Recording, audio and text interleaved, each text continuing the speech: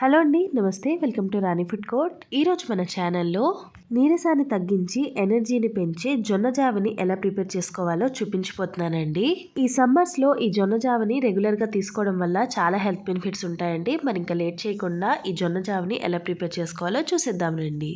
ముందుగా ఒక గిన్నెలో 2 టేబుల్ స్పూన్ల వరకు జొన్న పిండిని యాడ్ చేసుకోండి. నేను ఇక్కడ బయట మార్కెట్లో దొరికే జొన్న పిండిని యూజ్ చేస్తున్నానండి. మీరు కావాలి అనుకుంటే జొన్నల్ని తీసుకొని ఇంట్లో పిండి పట్టించి కూడా యూజ్ చేసుకోవచ్చు. ఇలా 2 టేబుల్ స్పూన్ల వరకు జొన్నపిండిని యాడ్ చేసుకున్న తర్వాత దీంట్లోనే ఒక పావు కప్పు వరకు వాటర్ని యాడ్ చేసుకొని ఉండలు లేకుండా మిక్స్ చేసుకోండి. విస్కర్తో కలుపుకుంటే ఎక్కడ ఉండలు లేకుండా చక్కగా ఈజీగా మిక్స్ అయిపోతుందండి.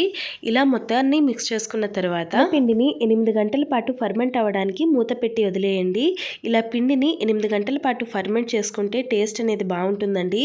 అలాగే ప్రోబయాటిక్స్ కూడా ఫామ్ అయ్యి బాడీకి కావాల్సిన గుడ్ బ్యాక్టీరియాని కూడా అందిస్తుందండి. ఇప్పుడు మూత పెట్టి నేను ఇక్కడ ఓవర్ నైట్ వదిలేస్తున్నాను. మరుసటి రోజు మార్నింగ్ మూత తీసుకొని చూస్తే పైన ఇలా పొంగు అనేది వస్తుందండి. ఈ పొంగుని సెపరేట్ చేసుకోండి. ఇలా పొంగు మొత్తాన్ని సెపరేట్ చేసుకున్న తర్వాత దీంట్లోనే మరొక 2 గ్లాసుల వరకు వాటర్ని యాడ్ చేసుకోండి. ఇలా వాటర్ని కూడా యాడ్ చేసుకున్న తర్వాత మళ్ళీ ఒకసారి మిక్స్ చేసుకొని గ్యాస్ పైన పెట్టి ఇలా కలుపుకుంటూ లంప్స్ లేకుండా మీడియం టు లో ఫ్లేమ్లో పెట్టుకొని ఒక 5 నుంచి 6 నిమిషాల పాటు కుక్ చేసుకోండి.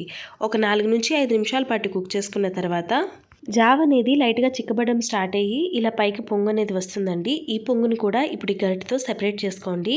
ఇలా సెపరేట్ చేసుకున్న తర్వాత మరొక 2 నుంచి 3 నిమిషాల పాటు ఇలా కలుపుకుంటూ లో టు మీడియం ఫ్లేమ్లో కుక్ చేసుకోండి.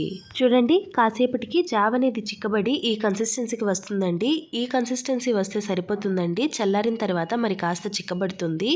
ఈ జావని మరి ఎక్కువ దగ్గరికి ఉడికించేసుకున్న తాగడానికి అంత బాగోదండి.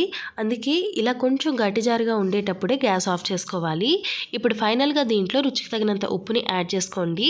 ఉప్పు అనేది మరి ఎక్కువగా పట్టదండి. జస్ట్ ఒక 1/2 టీ స్పూన్ వరకు యాడ్ చేసుకుంటే సరిపోతుంది. ఇప్పుడు మళ్ళీ ఒకసారి మిక్స్ చేసుకొని గ్యాస్ ఆఫ్ చేసేసుకోండి. ఇప్పుడు ఈ జావని వేడిగా కావాలి అనుకుంటే వేడిగా, చల్లగా కావాలి అనుకుంటే చల్లగా సర్వ్ చేసుకోవచ్చండి.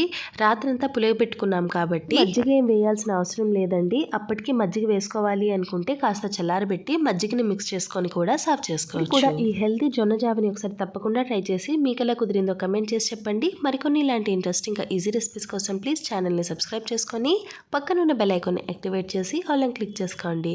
And finally thank you so much for watching.